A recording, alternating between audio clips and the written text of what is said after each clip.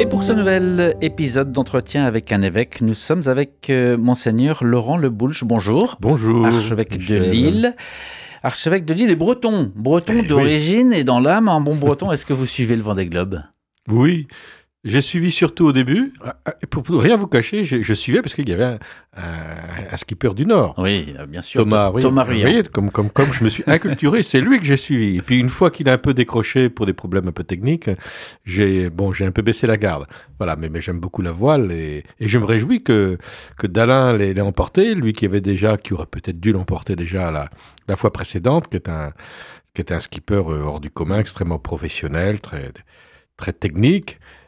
Voilà, qui n'est peut-être pas un homme au charisme extraordinaire pour les médias, mais qui est un homme vraiment qui mérite tout à fait. C'est ça, il est pas très extériorisant. Non, mais il est du Havre. Ce sont les gens du Havre. Qu'est-ce que ça vous inspire, ces hommes, ces femmes qui finalement partent pour plusieurs mois et puis à l'arrivée, là, on a vu des dizaines de milliers de personnes qui décèdent, donc ils ont encore, ça révèle quelque chose. Oui, ça révèle qu'on a besoin un peu de sortir un peu de nos quotidiens, qu'on a besoin de rencontrer des hommes et des femmes qui prennent des risques d'une certaine manière, et qui nous portent à l'aventure. On a besoin d'aventure en fait. Et pourtant, dans une société où il y a tellement d'images, et ben voilà que cette fois-ci on n'est pas dans le virtuel, on a des gens qui s'affrontent aux éléments au plus quotidien, et c'est quand même un bel exploit qui nous fait encore rêver, tant mieux. Alors parmi les aventures, les chemins, les élans que vous avez lancés depuis que vous êtes arrivé, le renouvellement missionnaire, cette dynamique qui se poursuit avec la phase 2, après avoir été à l'écoute des aspirations humaines, spirituelles, on est désormais dans peut-être plus un moment de partage d'expérience. De quoi il s'agit ? Partager un peu ce que l'Évangile nous fait vivre, en quoi l'Évangile nous sauve. Tout simplement ça. Alors c'est des grands mots. Sauver de quoi ? Sauver pourquoi ? Il est possible que pendant longtemps, le mot salut ait un petit peu disparu de nos vocabulaires. Parce que d'une part, les choses allaient plutôt bien, donc on ne voyait pas de quoi on avait besoin d'être sauvé. Et puis peut-être qu'on espérait s'en sortir par nous-mêmes. Enfin, on prétendait s'en sortir par nous-mêmes. Et aujourd'hui, dans les temps un peu de crise que nous traversons, le vocabulaire du salut remonte un petit peu en nous. Parce que beaucoup de gens, et notamment des plus jeunes que je rencontre souvent, manifestent un besoin d'être sauvés. Ils ont conscience que la situation est difficile, ils ont conscience d'avoir besoin d'une autre présence peut-être pour tenir debout et affronter l'existence. Donc, qu'est-ce que l'Église appelle l'économie du salut ? C'est un mot un peu compliqué. L'économie du salut, c'est la manière dont se déroule le projet de sauver les hommes de Dieu, qui commence dès la création. La création, déjà, d'une certaine manière, Dieu crée le monde pour le sauver. C'est pas pour l'abandonner à son sort. Et donc ça passe par toute l'histoire biblique, ça passe évidemment par le point culminant qui est l'arrivée de Jésus qui lui, nous sauve dans sa personne, dans sa manière de prendre sur lui le mal, dans la façon de l'affronter et de nous donner la miséricorde de Dieu. Pour en revenir et d'ouvrir à la vie éternelle, parce que le salut nous pointe vers l'éternité. Tout en restant incarné dans l'aujourd'hui. Oui. Pour en revenir à ce chemin, combien de groupes, de fraternités, de paroisses sont engagés ? Écoutez, je n'ai pas vraiment d'idée là-dessus. Je sais que ça bouge un peu partout, de manière très différente. Il y a des paroisses où il y a un très grand nombre de fraternités, jusqu'à 110 personnes engagées dans une paroisse. J'ai appris ça l'autre jour. Il y en a d'autres. L'autre jour, je reviens de la visite pastorale d'Armentières où il y a eu de très très bons moments, notamment un partage avec quelques personnes qui étaient en fraternité avec des EAP. C'était remarquable. Et ce qui m'a frappé dans ce temps de partage, par rapport à d'autres rencontres, c'est la particulière attention à l'écoute. Il y avait là une écoute portée par une attention à l'autre qui était tout à fait remarquable. Et je me dis que si déjà ces fraternités nous apprennent à écouter en profondeur l'autre, c'est déjà magnifique. Mais enfin, écouter, partager, ça peut rester des mots. De quelle manière est-ce que ça peut se traduire par des fruits ? De toute façon, je pense que l'écoute de l'autre, si elle est vraiment authentique, nous déplace toujours, et donc n'est pas déjà sans résultat par le fait même de se déplacer. Et puis bien sûr, ça doit se traduire par un engagement concret pour rayonner un peu de cet évangile qu'on reçoit. Et ça, c'est à chacun de voir de quelle manière il s'implique concrètement. Mais j'ai l'impression que c'est ce qui se passe. Les gens sont provoqués à prendre peut-être plus au sérieux la parole de l'Évangile, à le recevoir plus profondément, et puis à transformer un bout de leur vie avec cet Évangile. Monseigneur Le Boulge, de nouvelles révélations concernant l'abbé Pierre. Un rapport fait cette semaine état de 9 nouvelles accusations de violences sexuelles, dont un viol sur mineur, des faits d'inceste. Véronique Margron s'interroge dans les médias. Elle dit « Comment penser que tout cela ait pu être fait à l'insu absolue de toute institution durant aussi longtemps ?» Et la présidente de la conférence des religieux et religieuses de France continue. Il faudra, je cite, faire un vrai travail sur cette question institutionnelle et sur ce qui a rendu possible le caractère systémique des agressions et des violences commises par cet homme. Comment est-ce que l'Église catholique va travailler sur cette question institutionnelle ?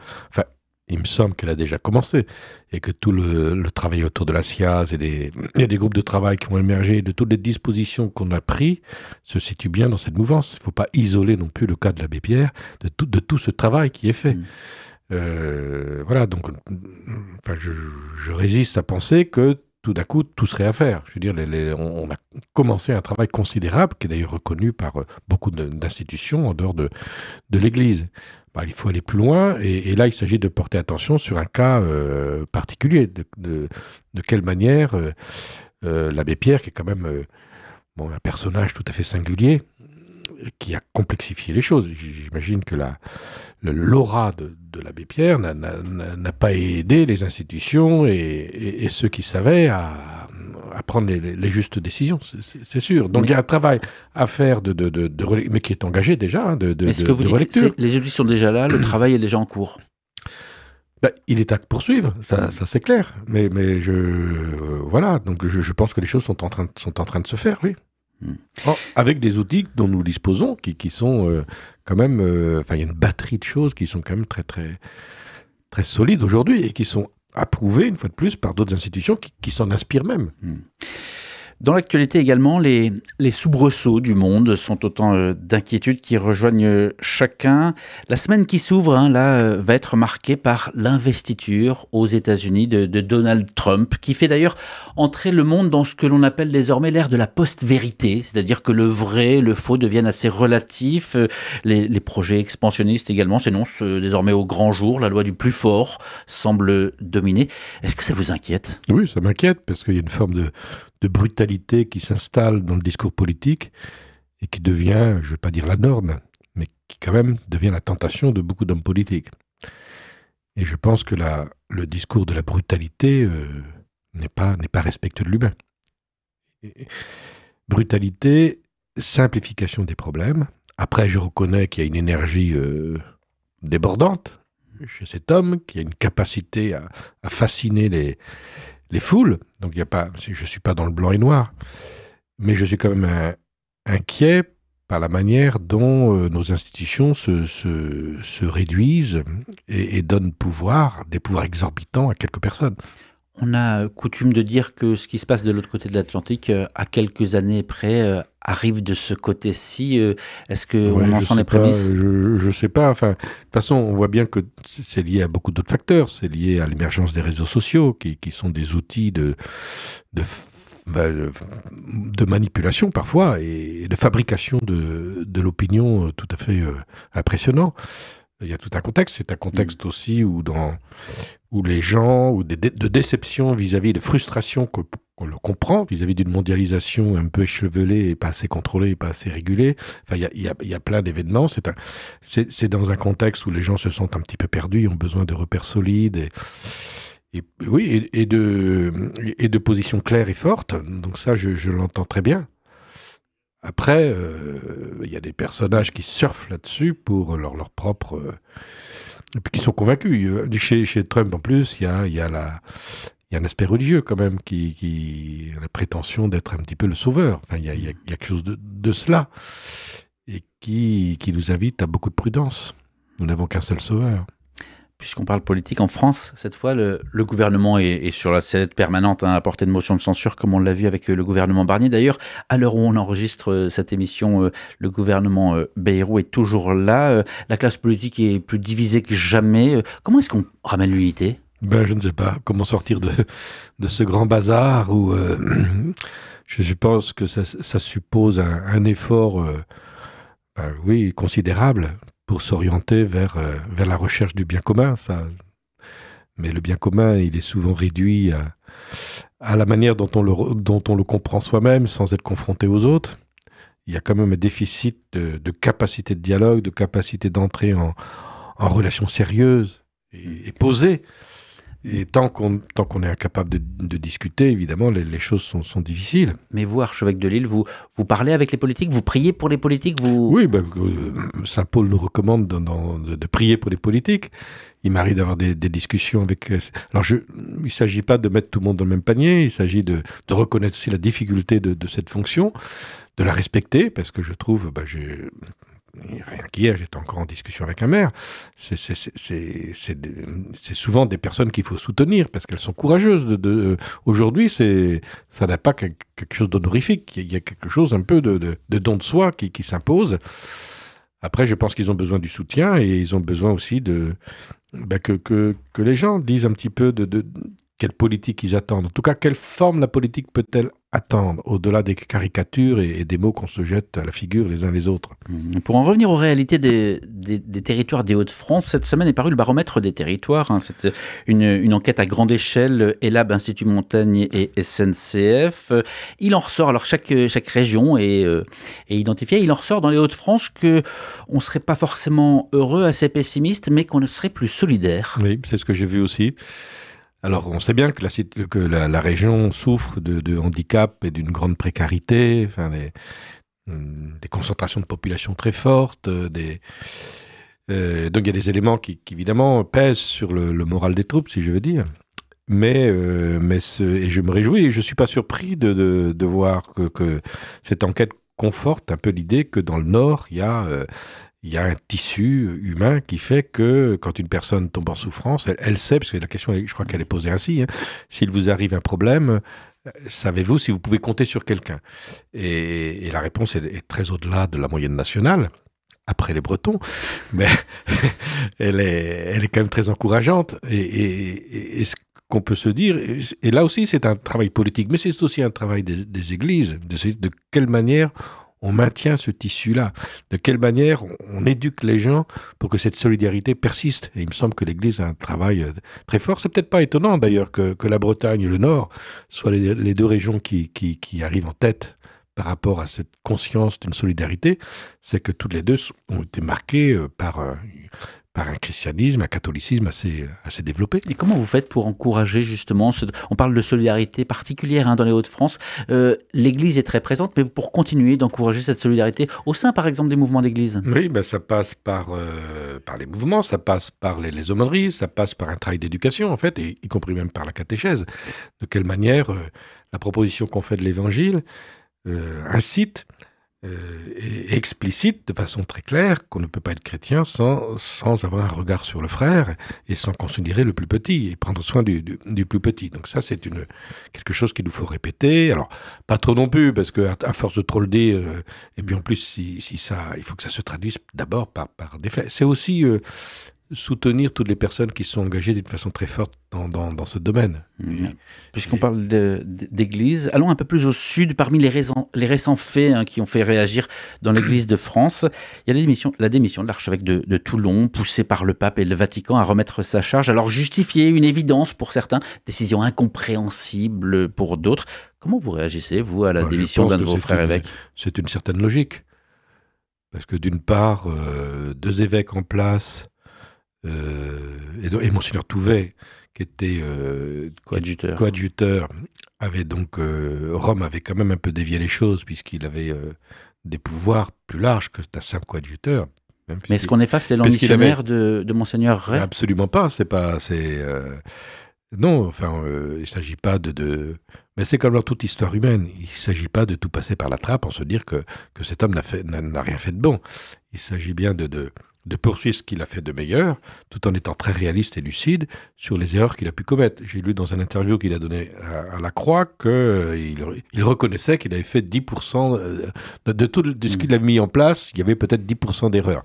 Bon, c'est ces 10%-là sur lesquels il faut s'atteler pour corriger le tir. Vous faites régulièrement, vous aussi, dans votre charge, cette relecture en vous demandant combien de pourcentage de... Je ne suis pas un homme de chiffres et j'avoue que ça... Et ni même de calcul de performance. Je trouve que ce terme-là m'agace un petit peu, je dois le reconnaître. Mais je fais relecture, oui. Et je n'arrête pas de... Vous savez, l'évêque, il n'est pas... Et puis peut-être par tempérament, je n'arrive pas de revenir sur les décisions prises. Non pas que je vais les remettre en cause. Une fois qu'une décision a été prise dans un discernement éclairé, il n'y a pas de raison que je revienne dessus. Mais quand même, j'ai toujours à apprendre et je relis toujours le bien fondé un peu de ce que nous vivions. Sans crainte de rectifier le tir, de reprendre des choses. Je crois qu'il nous faut cette liberté-là. Ne pas nous enfermer dans son qu'on pense qu'il faut toujours faire. Mais pour cela, vous êtes entouré. Oui, j'ai la chance d'avoir de bons collaborateurs qui, avec, je crois, je pense avoir suscité une vraie liberté de parole, parce que c'est extrêmement important. On peut avoir des bons collaborateurs qui ne font que encenser la parole du maître. C'est pas ce que j'attends d'un collaborateur. J'attends vraiment d'un collaborateur qui soit en capacité de me dire réellement s'il ne partage pas telle perspective ou telle idée. Le message est lancé, ne pas hésiter à dire à son archevêque... Alors de le dire avec respect et courtoisie, et dans un but constructif, j'invite pas là... Voilà. On est en France, 68 600 000 habitants. L'INSEE vient tout juste de publier les chiffres. On y découvre que la natalité est en berne. Le nombre moyen d'enfants par femme s'est établi en France métropolitaine à 1,59 enfants en 2024. C'est son plus bas niveau depuis très longtemps, bien avant la Seconde Guerre mondiale. En 2010, on était à 2,02 pour la comparaison. Qu'est-ce que ça nous dit ? Ça nous dit une crise. Ça nous dit une crise profonde de confiance en l'avenir et de rapport peut-être à l'enfance.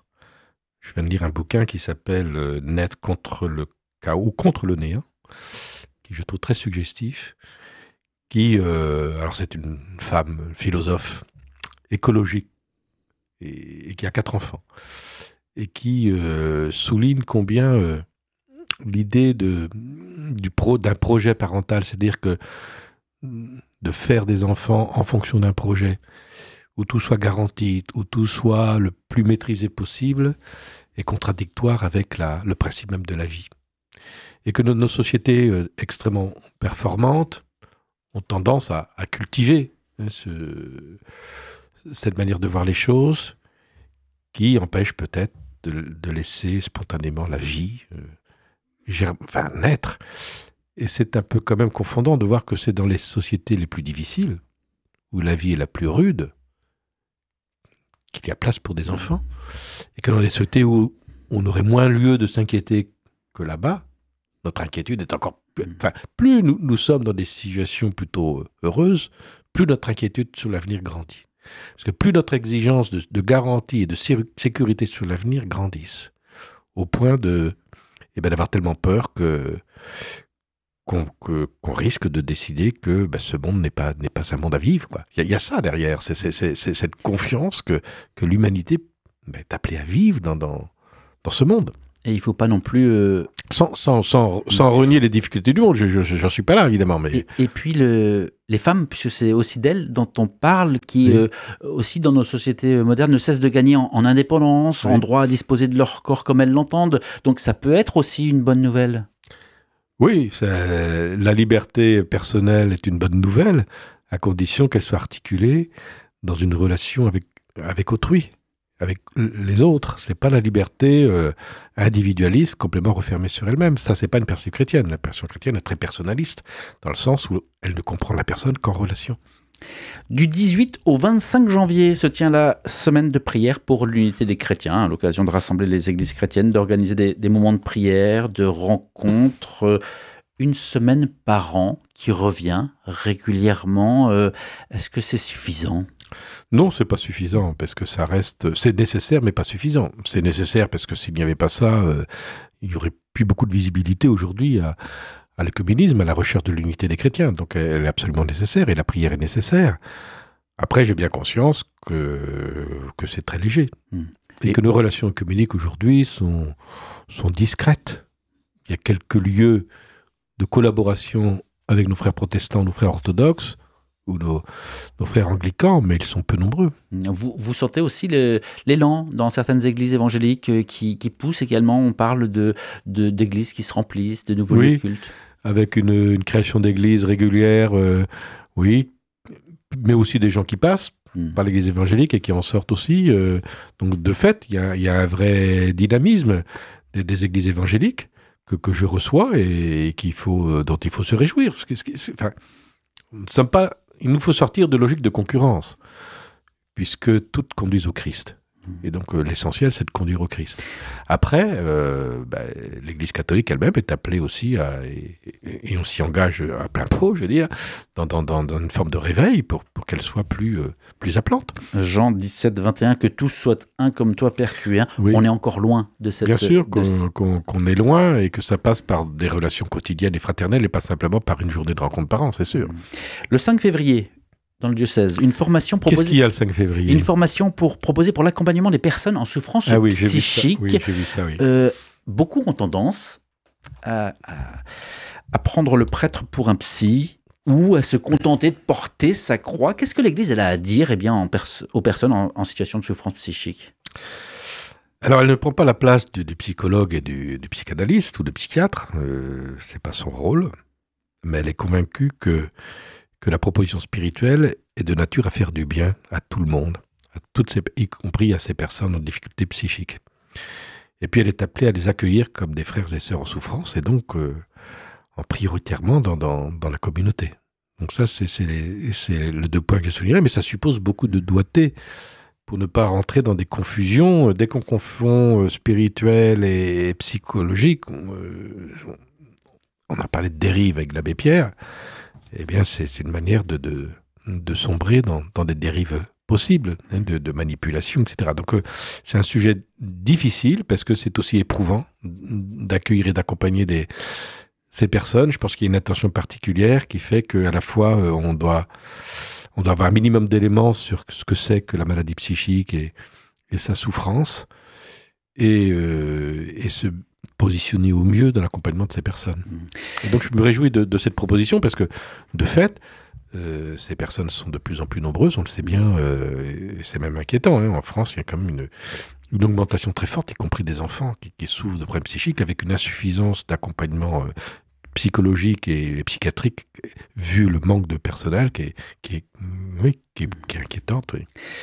Pour clore cet entretien, la fin de l'hégémonie masculine au sein des organes du pouvoir de l'Église catholique. Simona Brambilla, la première femme nommée à la tête d'un dicaster, c'était il y a quelques jours. C'est un ministère au Vatican, l'équivalent d'un ministère, oui. Le dicaster pour les instituts de vie consacrée et les sociétés de vie apostolique. On en a déjà parlé sur RCF de ce que ça pouvait changer, mais d'un point de vue plus local, plus dans votre église, de quelle manière est-ce que vous faites pour trouver la juste place, laisser la place aux femmes ? Alors, en conseil épiscopal, nous avons repris le rapport final dont on a peu parlé, le rapport final du synode. Je ne sais pas pourquoi on en a peu parlé. Je pense comme le pape n'a pas fait une exhortation comme c'est l'habitude, eh bien on a peut-être dévalorisé ce texte. Mais le pape s'est engagé à ce que ce texte devienne référence et valeur d'exhortation. Donc il faut qu'on récupère ça. Je pense qu'on a passé une bonne demi-journée à travailler sur ce texte, à reprendre. Cette question-là y est présente, évidemment, dans la synodalité. Et le conseil présidentiel va travailler. Et puis je pense que dans quelques mois, dans quelques semaines même, je pourrais même annoncer certaines décisions à ce sujet. Mais on va attendre. On s'en fera quelques jours. On s'en fera l'écho. J'espère que vous en ferez l'écho. Question subsidiaire. À combien de parts de galette des rois vous en êtes en tant qu'évêque ? Oh là là là là là là. Mais curieusement, peut-être moins qu'un curé. Parce que le curé, il a tous les groupes, etc., de sa paroisse, et chacun tient à ce qu'il ait la fève. Mais vous, c'est plus raisonnable. Mais moi, non. Oui, c'est plus raisonnable, oui. Monseigneur Laurent Leboulch, archevêque de Lille, était l'invité de l'émission Entretien avec un évêque. Merci d'avoir répondu à ces questions. Merci, Michel.